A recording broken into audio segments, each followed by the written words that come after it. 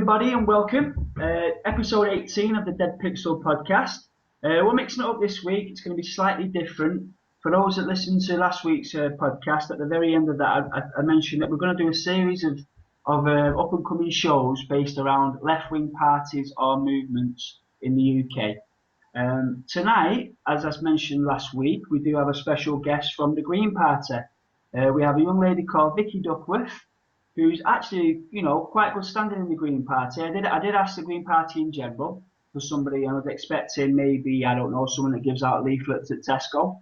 But what they did do is they sent us somebody that's actually going to go and try and be an MP. Is it for Dudley South, Vicky? Have I got that right?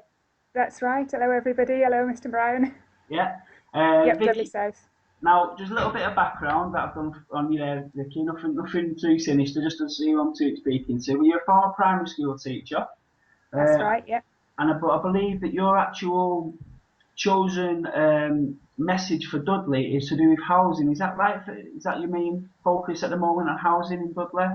It is, yeah. I mean, I used to be a primary school teacher. I work full-time organising the campaign in my local area now, and we go out every week talking to people on the doors, and the number of empty houses we see, the number of people needing good homes, it makes sense. That's great. So I tell you what, to start us off, if you want to tell us a little bit about yourself, okay, why not only did you become a Green member, but you took that extra step as, wanting to be part of, the Green establishment and wanting to move in Green circles and get Green agendas onto the programme. So what was it that made you join the Green Party particularly, Vicky? I grew up and I was quite politically naive, and I got to the age of 18, 19, and I could vote, but I didn't know who to vote for, and none of the major parties really appealed to me. It all seemed quite kind of, they did that and they did that, without anybody actually presenting a positive alternative, as in, we would like to do this because it would benefit these people. And it was my partner really that got interested in the Green Party, and he started talking to me about their policies and things, and I thought, they're really standing up and saying some sensible things here, like things like renationalising railways, building more social houses. And the more and more I learned about them, the more I found that they were standing up for the 99% that often get trodden on with the major parties like Tories and Labour. Yeah. The more I got involved, I've been sort of helping out, as you say, kind of delivering leaflets, talking to people on the doors, and the more I got involved in politics, the more I saw people standing up and saying things that I didn't agree with, standing up, and they weren't the sort of people that I would want to represent me. So I I want to be the change that I want to see. If nobody else is going to do it, I want to stand up and be the person to represent people. Oh, okay, yeah. So do you have any kind of activist background in regards to, marches or, and when it comes to like the Greens, obviously what separates the Greens from the other parties for most people is, green issues, global warming, these types of things. Did you ever have any part of that and really made you think, right, when I'm choosing here, rather than go to say Labour, it's the Greens that do it for me because of anything to do with your background perhaps or anything like that? Before I joined the Green Party, I did went on a few marches. I wasn't very active, went on the Stop the War march, really felt that the government at the time let the country down by ignoring millions and millions of people who went out on the streets and protested against going to war.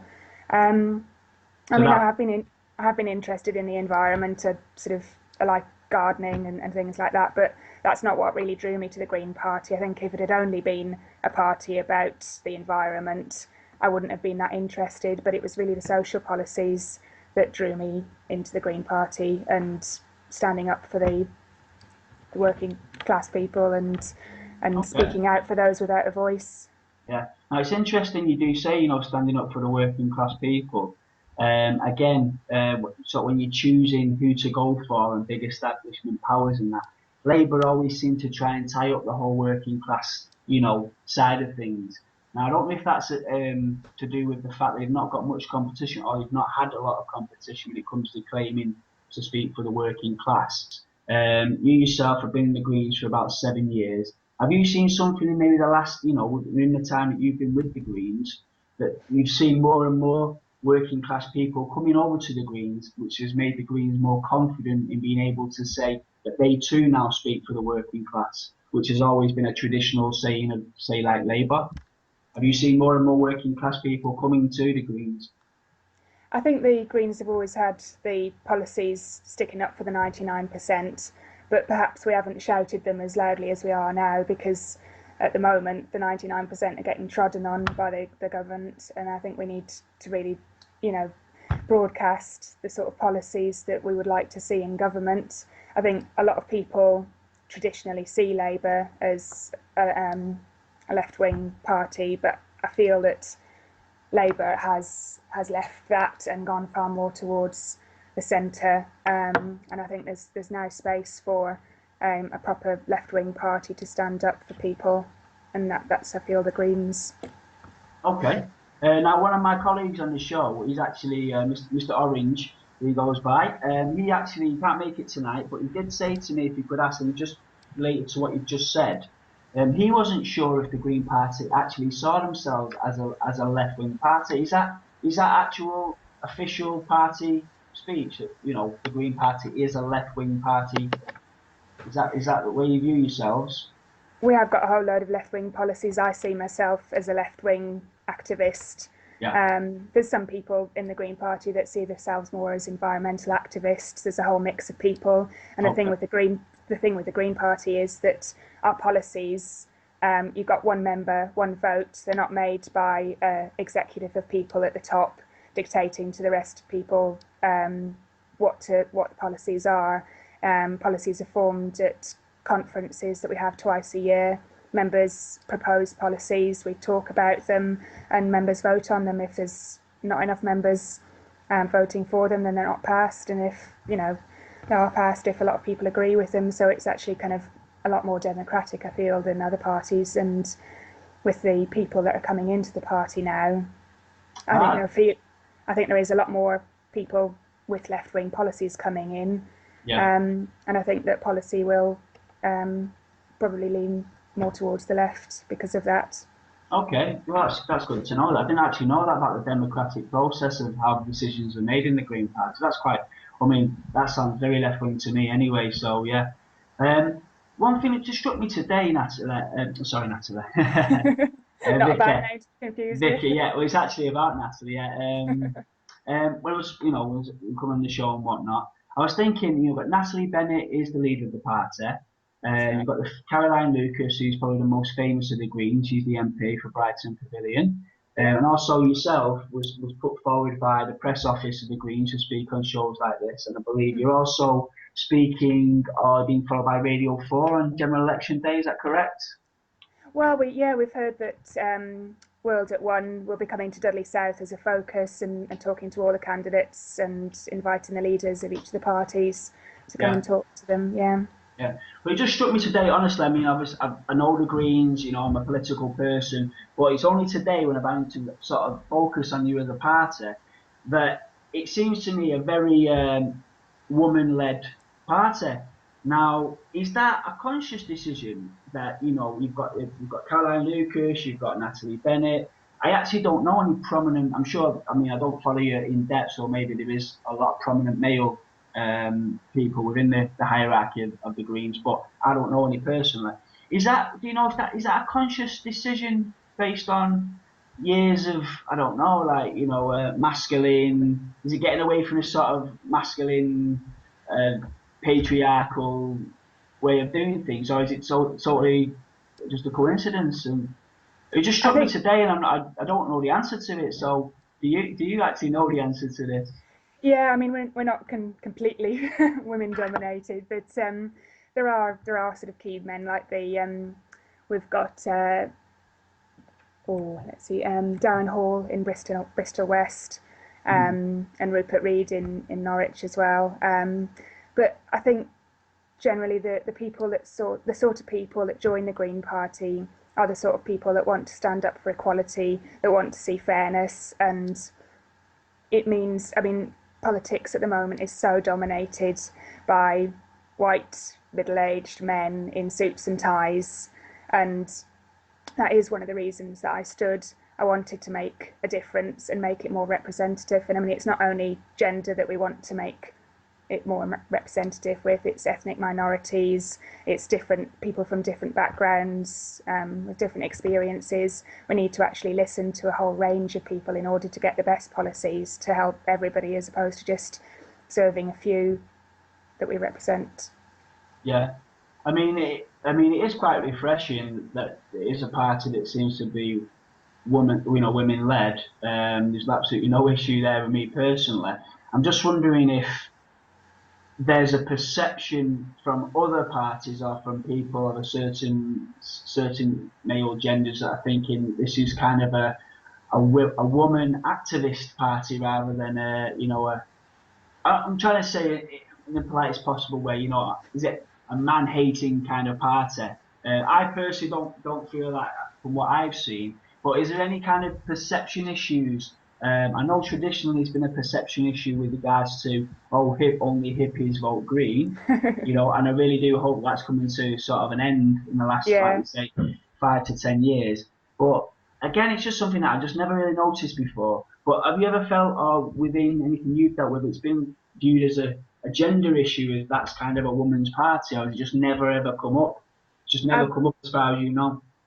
I mean, I'm personally quite proud that we've got woman leader. I mean, we've got our deputy leaders. There's Amelia Womack, So the who's deputy leader's a woman as well.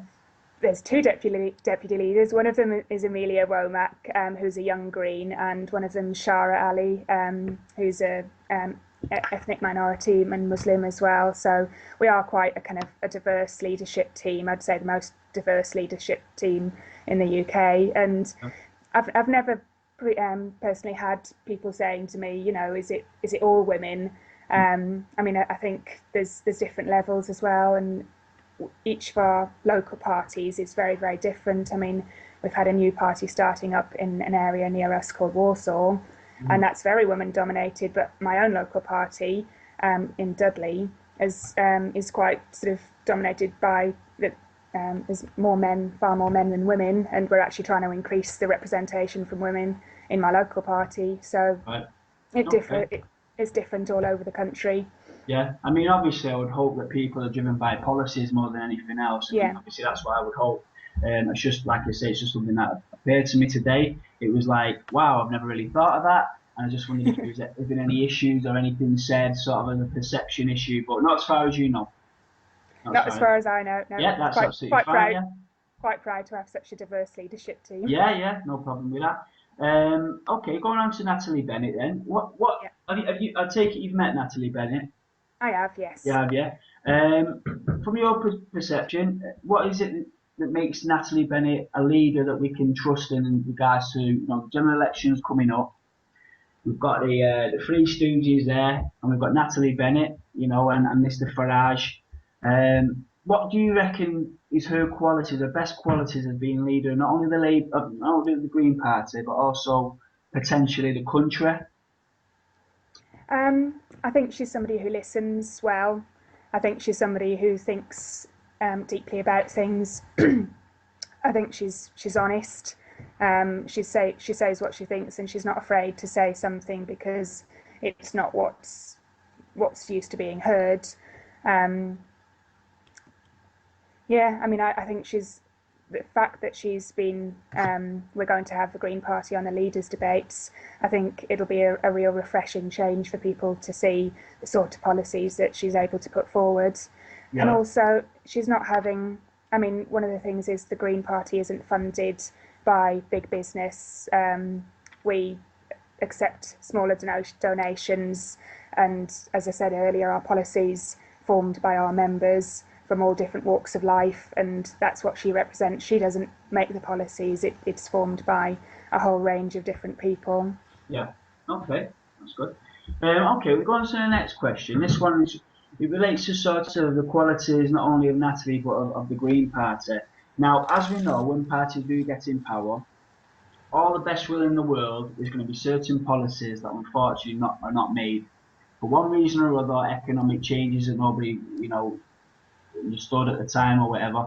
But what do you think when it comes to the Green Party are some of the policies that no matter what, these policies will definitely be pushed through that might actually make people think, oh, that's quite original, or oh, I didn't quite expect that. What do you think that Natalie and the Green Party, if they were brought into power, yeah, what are the big policies that that there's no going back on, no matter what, that you think people might be interested to know about? Like you say, the nationalising of the railway might be one of them. Yeah, Is that one that's set in stone for the Green Party? Once if they were to get power tomorrow, let's say, that would be set in stone. No matter what, the nationalisation of the railways would go ahead. Yeah, yeah, I'd certainly hope so. And I yeah, mean, with the first past the post system that we've got in the UK, hmm it is going to be difficult to get Green representatives in Parliament. yeah, And I mean, but I hope that by actually standing and having people who want our sort of policies supporting us, we can actually bring the debate back over to our sort of policies, bring okay, Labour back over to the left. But yeah, I mean, the main thing for me is anti-austerity. We pride ourselves on being a party that doesn't support cuts to council services, that doesn't support our NHS being put out to private tenders. Renationalising the railways, as you say, is very, very important to us. And I think just redistributing the wealth. I mean, at the moment, the top 1% have got richer and richer and richer, and mm, we'd want to introduce things like a wealth tax. We'd want to start a Robin Hood tax or financial transaction tax that would save, that would make millions, billions of pounds that hmm could then be ploughed back into our services. I mean, the sort of things that are happening. Just this week, I got an email about our local police team being cut down to just 2 PCs and 1.5 PCSOs. They can't do their job because the funding is being taken away, and that leads up to all sorts of consequences in our local area. Um, so anti-austerity really is the big thing, okay, and you know, raising the wages of people. At the moment, you can go out and have 2 people in a family working full time and still have to claim benefits. That's ridiculous in this day and age. We're one of the richest countries in the world, and yet people aren't earning enough to actually cover the cost of living. We'd want to introduce a living wage. That's another really, really important policy of ours. hmm And we'd want to raise that to £10 an hour by 2020 so that people that do choose to go out to work could actually earn enough to support them and their families. yeah. Okay, and on all these things that you're telling me now, win, rain or shine, these policies are at the forefront of the Green Party, and they will do their utmost to implement, these kind of policies that you're saying. Now, in many ways, I reckon you guys must be looking at Syriza a little bit over in Greece, aren't you? We've been Because following that with interest, yeah. yeah, of course, yeah, because much of the things that you just said are many of the things that Syriza say. Mm-hmm. However, that Greece is in a much worse state than the UK financially and whatnot, and they're marginalised within the EU. Mm-hmm. So I suppose from a Green perspective, if a party like Syriza could pull this off with everything against them, it would give a lot of weight, I suppose, to green policies, wouldn't it, in the UK? I mean, I'm not as petty as it might sound. If Syriza are a success, Mm. Green Party could quite easily look point and say, listen, if they can do it in Greece with everything against them, we can do it in the UK, absolutely no problem. So I bet you guys are actually, yeah, like you say, you're keeping a close eye on that one, aren't you? And Yeah, I mean, yeah, I'd certainly agree with that. People actually thinking, there is a different way to austerity. Austerity is being imposed by our government. It's a choice. It's not a something that has to be done. There is another way. We can invest in our railways, in our green technology. We can have a massive um, implementation of renewable energy. and plough the money back into our services. You know, the push is always to earn more and to make more money, but actually, where's that money going at the moment? It's going into the pockets of rich people, making them even richer. It's going into it's not going back into our NHS. It's going into the pockets of private investors and benefiting those people. Yeah. And things like the supermarkets in the UK, Tesco's, for example, they say, oh yes, we're building a new store here, we'll bring so many new jobs to the area, but actually it is just the money being spent in that store is going out of the area, not being invested back into the local economy. Small businesses are suffering as a consequence. And we need to start thinking about it in an alternative way, and not just the way portrayed by the mainstream media that themselves support the parties that are pushing this austerity agenda. Yeah. Okay. Yeah. Now, just there's two things there that you just mentioned. One was regards to renewable energy. I would like to go on to. There's also one there about you were saying that although the issue is about making more money, it just made me think that again. This goes back to sort of asking whether the Green Party is a left-wing party. Now it's quite clear that the Green Party is an anti-austerity party. That's quite clear. But is the Green Party an anti-capitalist party, or is it actually a capitalist party? I think that the capitalism pushed by Margaret Thatcher has done an awful lot of damage to this country. I think that the constant focus on wages and earning lots of money actually distracts from what is important in many people's lives. It's safety, it's happiness, it's actually having a safe home that you can heat. And I think, I think the constant drive for inflation and the boom and bust is quite damaging, really. Okay. Well, I mean, specifically, there are parties out there. These elements of Syriza, these elements of Podemos in Spain, who are very similar to Syriza. Yeah, they're not. They are an anti-austerity party, but they're also a staunchly anti-capitalist party. That means that they're not so much saying, the Reaganomics of the 80s was really bad. We don't want that kind of capitalism. We want this other kind of capitalism. They're basically saying, for us, capitalism, yeah, in all its forms, in all its manifestations, is pretty much the problem. And it goes back to an image thing with the Green Party as well. Like tradition, I mean, in the 60s and 70s, let's say, maybe the 80s, we was talking before about the hippies joined the Green Party. Now, back when it was that kind of party, I would have took a wild guess to say it was a staunchly anti-capitalist party, because it's very hard to imagine a group of hippies, I know this is all stereotypes, but a group of hippies creating a party that was in any way pro-capitalist, yeah?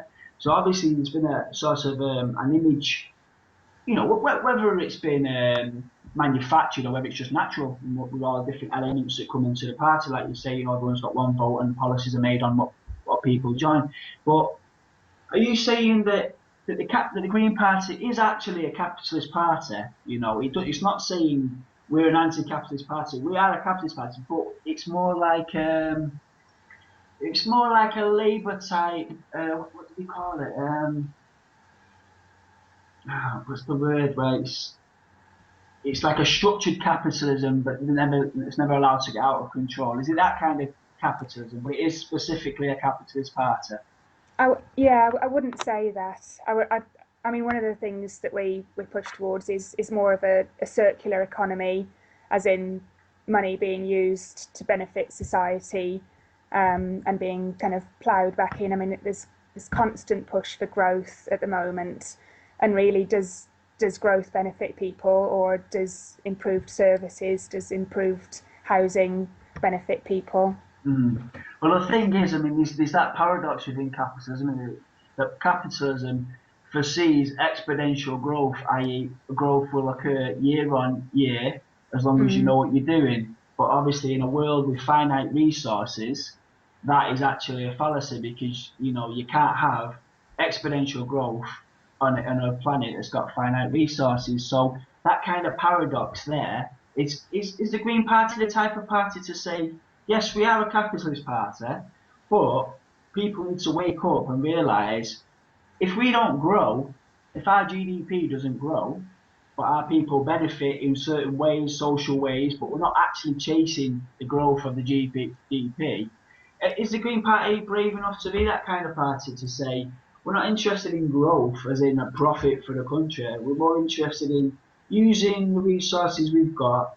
If we don't grow as you know, with our cooperatives, which I assume is what's going to be at the forefront of green policies, you know, we're okay with that.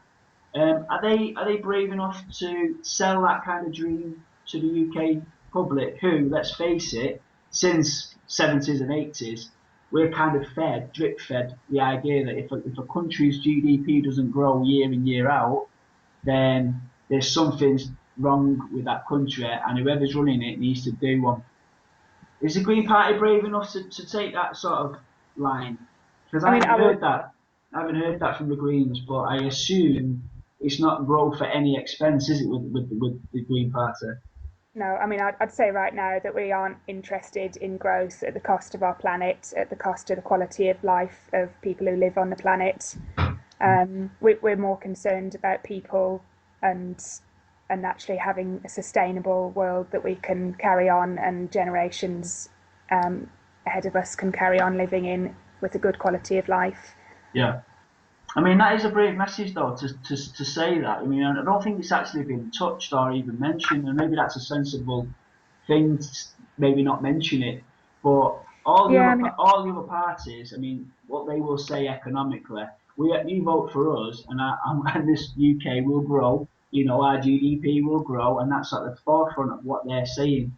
Now, I haven't heard anything from the Green Party, which again might just be sensible policy at this stage. If nobody asks, we won't say anything, you know, kind of thing. But I think that's not unsellable to the general public if it was put in the right way, you know.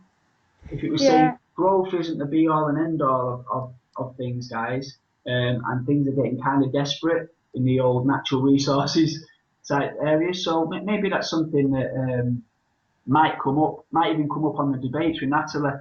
Because, like I say, yeah, you know, might yet to be addressed. I don't know.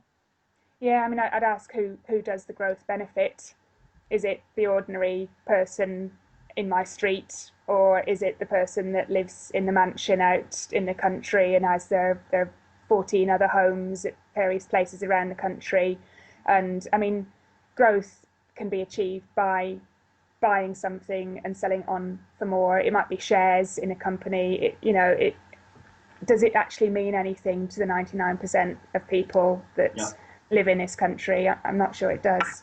yeah. I mean, obviously, it was made famous by Bill Clinton when the Democrat Republican was going on, and he was saying all that stuff that you're talking about is meaningless. It's all about the economy, stupid. That was his quote. You know, and Yeah, basically what he said from then on, every American um, president since Clinton has gone right. Actually, he is right. All the people care about is the country making more profit, and it's all about the economy. But yeah, anyway, that's something a bit different. I think the Greens might have to face at some stage coming up to the general election, and it's one of those. I'll be very interested to see what the actual official line is on that. Okay, just going back to something else that you did mention before, it's just about the renewables.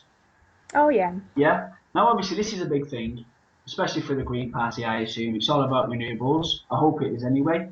yeah, But we did a show couple of weeks ago, and it was all about nuclear power. hmm, Now, personally, from our point of view on this podcast, things like global warming, whatnot, seems to be quite a big thing in the 90s. It seems to have sort of been brushed under the carpet somewhat throughout the noughties, and yeah. And I'm talking about in the mainstream. You don't hear it like you used to hear it, and I think it's kind of a ticking time bomb that's really going to bite people on the ass if they don't wake up to the facts and how soon this could potentially, you know, these catastrophic events may happen. Um, Now, just going back to our previous show, I don't know if you agree with this at all, but we actually said within the Green movement, not the Green Party itself, but within the Yeah. Green movement, we highlighted three sort of specific movements within the Green movement. One was pro-nuclear, which I think the most famous adherent of this one was George Monbiot. And what he's saying, he's taking a sort of a pragmatic approach where he says global warming, yeah, is so close to being what's called the tipping point that it's only by taking nuclear power now can we have the ability later on to make other decisions. Okay, then you've got the other side of it where you've got who the main adherent in my view is Naomi Klein that says no, you can't touch nuclear power no matter what. However, it seems to me she's lost faith in the political process and capitalism specifically to sort this problem out. So what she's saying is, yes, fair enough, renewable, but it's not going to be a top-down approach. It has to be a bottom-up, and it has to be what she calls a green social revolution. Okay, Yeah. and then obviously you've got another camp, which I believe I might be wrong, and you can correct me if I am wrong. I believe this is where the Green Party lie, and this is kind of the Greenpeace ideology of get the right people voted in. Okay, top down, renewable, and eventually, as long as it's top down from the governments, then it will be, dissipate throughout society, and we've got enough time now for a renewable future with no nuclear power. Now, is that I believe that must be where the Green Party is. I'd say that it was probably a combination of the last two that you've said.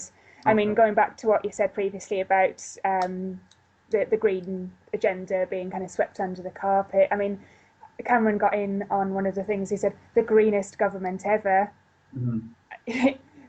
How far he's gone from that is unbelievable. I mean, Yeah. I think the green word is being bandied about a lot more now. I think you hear it, you see sort of enterprises and businesses being green because they recycle and things. But I think the actual change is ever so frustratingly slow.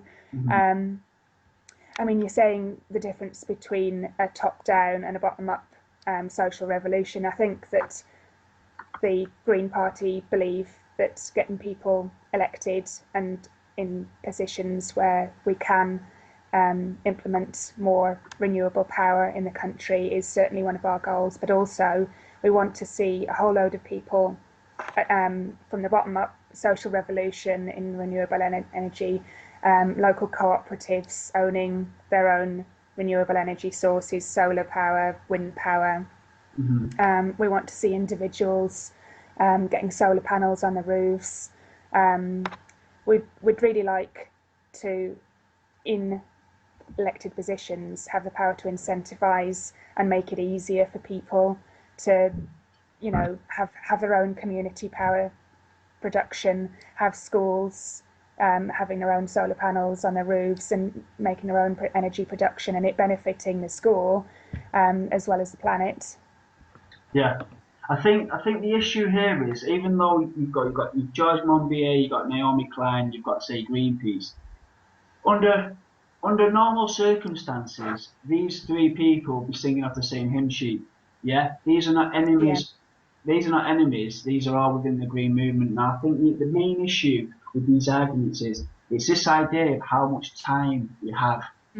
Now, George Monbiot would not be advocating nuclear power. I am 100% sure if he thought we had another 1,000 years in which to implement our renewable revolution. Now he's because he's not a party guy. He's a journalist of sorts.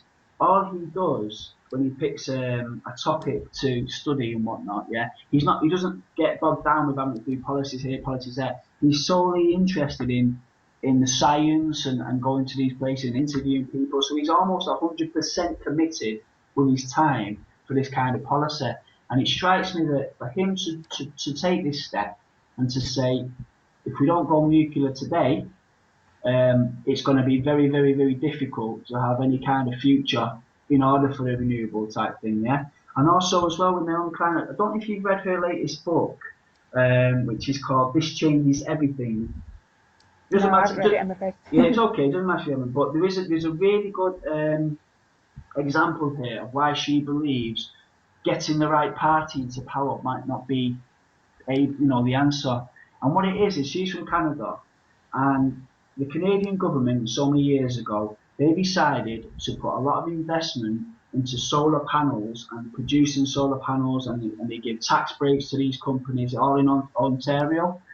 Mm, Now, what happened was all the best will in the world and quite a powerful government such as the Canadian government.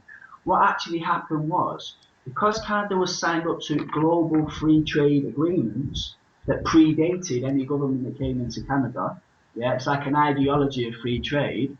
mm, They were actually forced to give up that investment because what the global community was saying is, which is sounds this is the crazy world we live in. They were saying as part of the free market agreement that you're signed up to, and also the UK as well, it's cheaper for you to import solar panels from China, okay, than it is for you to produce them in Canada. So they actually had to close it all down based on the fact that I mean, this is how ridiculous it is, yeah? They're trying to stop global warming, and the global yeah. trade agreements are saying, I'm really sorry, but you're breaking free trade agreements there because you can get that cheaper from China. Okay, Yeah, I now, mean, that obviously, absolutely ridiculous. the Green Party, with the best will in the world, they get in power in the UK, and they're still tied to the global community. Have you any idea how? I mean, you're saying, okay, social revolution and whatnot, but from an actual policy point of view, that's trying to stop global warming, and the key word being global, Mm. yeah, how could even a UK government going up against those kind of barriers? How could we realistically, just by having the right party voted in the UK but not anywhere else in the world, how could the change occur just by UK going renewable in the next 10 years? It's what do you reckon the answer to that one is?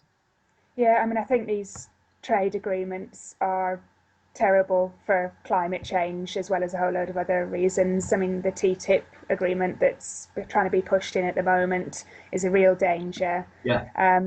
I mean, I think the UK is a fantastic manufacturing place. It's got a legacy of fantastic manufacturing. I mean, where I live in Netherton, we made the anchor for the Titanic, the only thing that actually worked on the boat.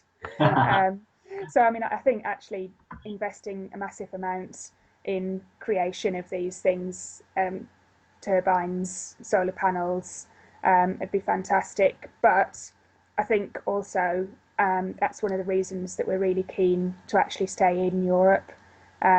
We've got Green MEPs over there pushing through, trying to push through legislation that will encourage the development of renewable energy and to try and fight against trade agreements like TTIP that will work against the development of renewables. I think standing on a European platform and as the UK as well, working with other countries and actually leading the way, showing other countries, we can do it, is really important. Working by ourselves as well as in collaboration with others, I think we can certainly make a difference. Yeah, I mean, totally. And I think the TTIP issue is one that's going to rear its ugly head. But I actually quite hopeful with that, something like that. I'm really, really hopeful that the world is looking at, not necessarily the world, but the countries involved, that the people are waking up to that. But what I'm really trying to get at is this idea of free trade. Free trade is a hallmark of capitalism, and it's a Mm, hallmark of Western economics for hundreds of years. It mm, would have to be a full-on breaking of that, as far as I can see, in order to be allowed to do your green policies at the best of your ability. Now, again, I'm not sure if this has come up with anything that you know about, but is that something that the Green Party would be brave enough to do? Would they be brave enough to stand up and say, we understand the free trade ideology, we're doing things a little different now? And the problem is, they will be able to strangle you economically. these corporate, countries, these global elites. I'm thinking the US and whatnot, and China. They could make things very, very difficult for the UK if we started to have protectionist policies on our own environmental issues. Is that something that you either know about, or you think the Green Party would be brave enough to take that step? Yeah, I mean, I'm quite hopeful because we mentioned earlier the Syriza in Greece. There is, I feel, a groundswell of people wanting change, of wanting to move away from the control of corporations, multinational corporations Yeah, that have basically their own interests at heart. I mean, campaign groups like 38 Degrees, 350, and Avaz, I think, show the power of people to actually lobby these companies and make a difference. And yeah, I mean, I think that we just need to lead the way because if I think that the Green Party is very supportive of more locally produced goods, of cutting down the distances that goods need to travel, and we would encourage that in other countries as well, yeah. through links in Europe. Um, but yeah, I think that increasingly people are realizing the damaging effects that big multinationals have on their lives, and I hope that the politics is actually changing from the politics that is controlled basically by these corporations to a politics that's more driven by the needs and wants of ordinary people. Yeah, and also as well, it's that great saying that there's nothing more powerful than an idea that's come. Yeah. Whose time is now. And I think, like you say, talking about Syriza and looking at Spain, even Ireland. Ireland's there's a lot of movement going on there in regards to anti-austerity measures. Mm-hmm. Portugal. It could be a perfect time. It really could, to stand up to these sort of global agendas. And I'm not talking necessarily about the corporations. I'm talking about global capitalism, and the ideology of liberal capitalism. But without these sorts of partnerships, let's say, without the Green Party being able to reach out to these parties such as Syriza and Podemos and whatnot, it would be very, very difficult, if not impossible, to fight this kind of agenda on their own. Would you Yeah, agree? Would you agree? Yeah.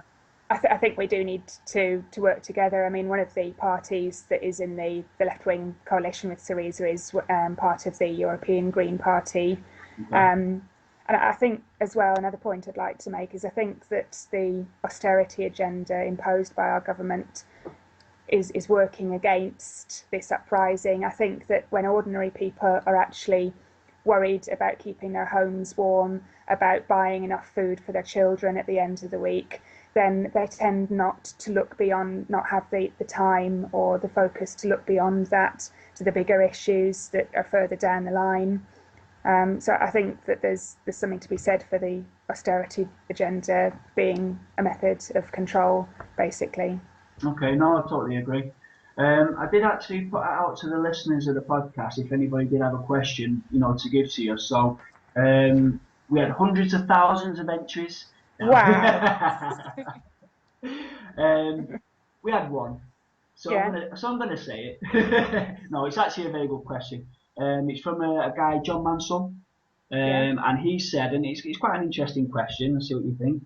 It says, is there a kind of conflict between campaigning for human rights and campaigning for the environment, or do they dovetail? Now, for me personally, when I read this, one of the big issues that I can remember would be coal not dole, yeah, and the miners' strike, which on the one hand was absolutely working class, yeah, it's talking about, Thatcher's private army and, anybody with any sort of social conscience had to be for the miners on this one. However, the Green Party are kind of outside of these things, your environmental party. So something like that, there would have been a conflict, wouldn't there, within a Green Mm. Party member. Okay, coal, which is one of the worst polluting, elements on the planet, or you've got all these working class pit miners, fighting for their livelihoods, let's say. So obviously that's the past. But that's what struck me when I read this question. That was the first example that struck me that might be a contradiction. So, what do you think of a question like that? Is there ever a... It's a good question, It's a John. very good question, isn't it? Yeah. I think that the technology that we have today, the resources that we have, mean that it's not a conflict at all. I think that, one of the statistics that sticks in my head is one in 20 people die of air pollution. So I think that campaigning for better quality of air by cutting down on the number of vehicles on the roads, by providing better public transport for people, better trains, better buses, trams, providing opportunities for people to shop closer to home. I think that improving people's lives goes hand in hand with creating a sustainable environment that's healthy and to live in, and people are happy to live in it as well. But I'm sure there's going to be certain industries, aren't there, that's going to have to be curtailed somewhat. Industries that right now would probably have thousands and thousands of workers.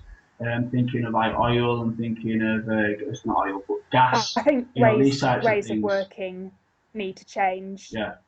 So is there an idea within the Green Party of sort of highlighting these areas where there's thousands of people working for them, and able to take those exact people and retrain them elsewhere in more renewable? Is there kind of a policy there where they can actually say, listen, we appreciate you working for, let's say, gas right now, but we have policies in place where you specifically will be retrained into the more renewable area? Is it that specific, or is it just a case of we're curtailing gas, we're increasing funding from renewables, and it's going to be the fastest ones from the gas job centre to the renewable job centre gets a job? Is it more of a is there any, what I'm saying, is there kind of a bridge there that the Green Party have created or plan to create, or is it on policy or Yeah, anything like that? we want to give people a choice. We want to provide the training, make training available for them to change. But we are wanting to cut down on the amount of carbon produced, and cutting down therefore on industries like the coal industry, stopping the rise of the fracking industry is really important to us. As far as gas, there was an interesting thing fairly locally recently about gas being produced from sewage. So all the sewage would go out, they process it, and the gas would be enough, good enough quality. It's happening in Birmingham at the moment to go into like people's fires and produce energy. So I think as well, providing the training, providing the choice, but yeah, clamping down on the amount of carbon that's produced is important to us. Yeah. So there seems to be policies that sort of highlights how many jobs are in these sectors that we don't want anymore, and they're going to almost try and replicate those amount of jobs in a greener environment, a greener renewable energy environment, and hopefully that's going to be some kind of payoff for those people that are going to lose their jobs, basically. Yeah, that's the idea around it. Yeah. Yeah, transferring the sectors that people work in and using the skills that they've got already, building on them, and helping them adapt to working in a different area. Yeah, no, very good, very good. Well, I'll tell you what, I'm going to give you a thought experiment now and see if you can come up with, something I hope you might enjoy actually. But say Yeah. the Green Party do get in, okay, and their reign lasts for 20 years. Yeah. Okay, so you're in power for 20 years. What do you think the UK will look like if the Greens were given authority for 20 years? How would you say the big changes in society? What would the hope be for someone in the Green Party given 20 years of power? Oh, that's a biggie. I would hope that people would be happier at the end of it. One of our policies is the citizens' income policy, whereby every adult is given a set amount of money each week, non-means tested, so that they have that security to to when to go out of work and explore what they want, their life choices. I would hope that the um, the roads would be safer as well, fewer cars, and places would be a better place to live in terms of more social housing, more choices. Really, I think that people that go out to work would hopefully be on a higher wage than the majority of people, so that they could support themselves and their families, and taxing the rich really to actually provide more services for everybody. I think the NHS would be in public hands, for the service of the public instead of profiting private companies. Rail networks would be use of trains would be cheaper, more easily accessible, more local stations so people could actually get around the country easier from their own Nationalised, homes. Yeah, nationalised. Yeah. definitely. Um, What about education? You're a former primary school teacher. 20 years of the Greens. What would education be like? What would the kids be learning? yeah, I mean, I'd hope smaller class sizes. We're wanting class sizes of 20, maximum of 20. I'd hope that children would actually be happier. We're wanting to, I mean, Caroline Lucas, our MPs, just introduced a bill to make the teaching of PSHE, personal social health education, mandatory, because at the moment it's optional. And sex and relationships education as well, to actually equip children with the skills that they need to go out into life and be happy and healthy and thrive. We would want that schools were being brought back under local authority control, so that they would have the support there and the guidance to actually make every child's education a good one, instead of the postcode lottery that we've got at the moment. Would bring free schools back in and academies back into public hands, so people didn't have all the money invested in these brand new schools, and whilst local authority schools fail because of the lack of investment, would have properly qualified teachers. What about the actual curriculum? Would there be a prime?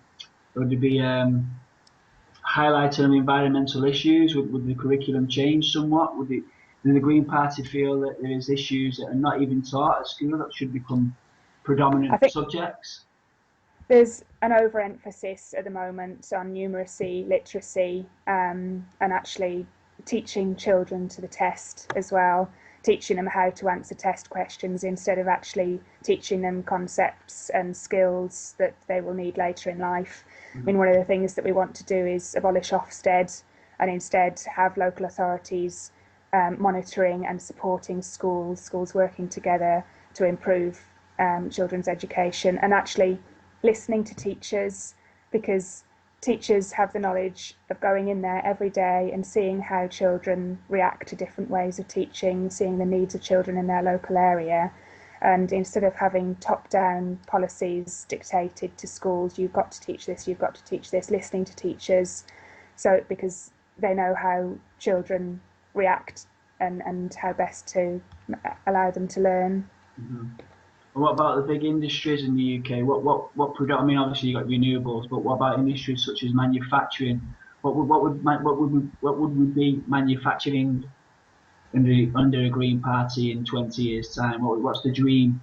Is it our own everything, or is it I pretty mean, much everything that we can make here? We would think. yeah, I mean, we do want to see more localized manufacturing, benefiting the local area that it's manufactured in, as well as sort of traveling to where it isn't manufactured. I mean, growing locally as well, agriculture. I think the majority of things in supermarkets are imported from abroad.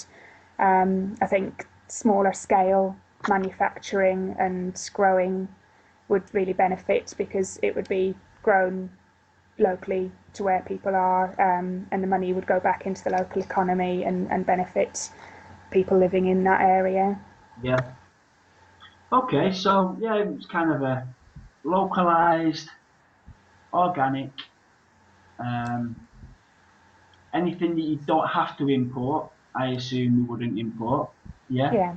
Um, what'd be interesting what we would export? Because I mean, in a regards to global warming, import and export should really be at a minimum, shouldn't it? But however, that is how much of the countries of today's capitalist world make money through their exports. Unfortunately, one of our biggest, I think, is arms still, which is an Mm. absolute disgrace. But what I'm saying is, to make money for any kind of social programs within the system that we live in right now, the exports are going to be very important. But what is it we would actually be exporting? Keeping in mind global warming, yeah. So keeping in mind global warming, so we can't export a hell of a lot because obviously the emissions go up. But what is it we would be exporting in a green utopia? I mean, technology's got a massive part to play in this. There's Hmm. 3D printers now that you can send a little piece of code along, well, not even along a line anymore, through the air, through the internet, Yeah, and true. it can come out another end, and it can be made locally through being printed Very 3D true. Yeah, good at the other answer. end of Yeah, the world. yeah. No, I like that. I forgot about that. Yeah. So really, what you're hoping is a 3D revolution where actually what you do export is just sent via code and then produced over there via a Not via blueprint. Yeah, I mean, not completely, but I think it's got a huge part to play, and Oh yeah, I don't think it's being used as much as it could be at the moment. yeah. Great point. I didn't even think about that. Great point. Okay, well, thank you very much for your time. Thank you. Is anything you wanna add? Why should people vote for the Greens this coming general election? In fact, I've got a question for you. I think this is a Go very on. important question. This one actually. You mentioned it before. This first past the post Hmm. malarkey that we're involved in the UK, and I meet a lot of people that do say, and I'm not just making this up. They say, yes, I do like Green policies. But it's a bit of a wasted vote in the general election because they're not going to get in and it'll split Labour. Now, you're going to come up against that every general election, aren't you? There's going to be no change. So, other than the obvious, the fact that, well, if you ever want change, you've got to take a chance. What is it that you would say? Why should people take that chance this time? And let's just talk about the traditional Labour voters here, because I assume Labour Lib Dem voters are the ones that are going to come across more comfortably than, let's say, the Conservatives.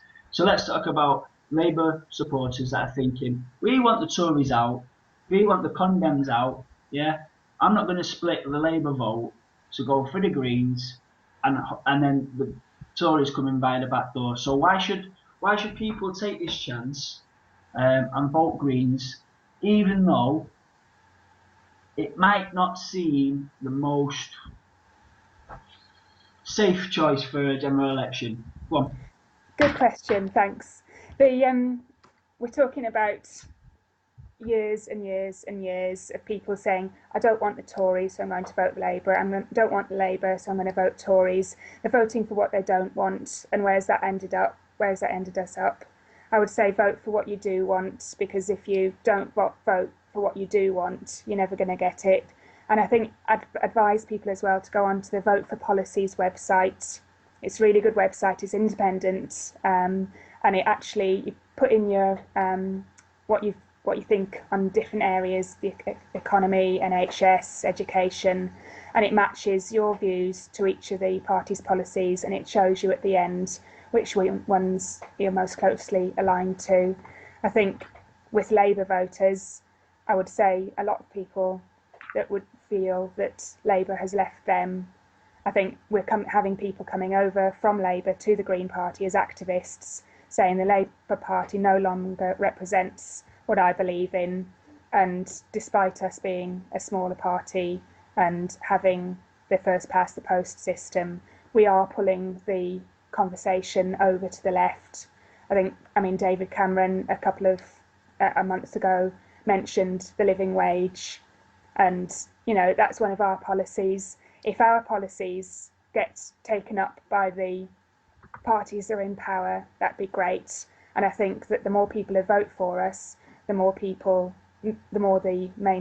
parties that do end up in government will actually see that the policies that we stand for are the policies that are important to people, and they will want to, they want to keep the votes as well. So they'll start actually talking about these policies and allowing other people to talk about the policies, and hopefully some of them will get in. Okay. Yeah, so what you're saying is basically the more people that vote Greens will put pressure on whoever gets in to say, right, you've got to start listening to us as a proper party. Yeah, we're not going away, and a lot of people have voted for us, so you have to at least bend to our will in some way, shape, or form. Yeah, Yeah, I mean, vote for what you want, otherwise you'll never get it. yeah, very true. Okay, well, thank you very much. And just to put it into perspective, guys, we at the Dead Pixel podcast, when we was talking about who we should invite for our left wing series, we actually decided not to invite anybody from Labour because we don't actually consider them to be a left wing party anymore. That's just our opinion. So for us, it wouldn't actually be splitting the left wing vote because we no longer consider Labour to be left wing.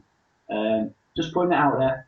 Okay, well, thank you, Vicky. Thank you very much for your time. Thanks, Mr. Brown. I wish you all the best in Dudley South, the up and coming elections. And yeah, I hope we might have to do this again on some issues, some green issues. You could be our expert in the field. I'd like to be, yeah. And I promise I will give you the question in advance next time. Great. Is that okay? Right. Okay. Thanks, Thank Mr. you. Brown. See you, Thank you very everybody. much. Okay. Bye. Thanks everybody.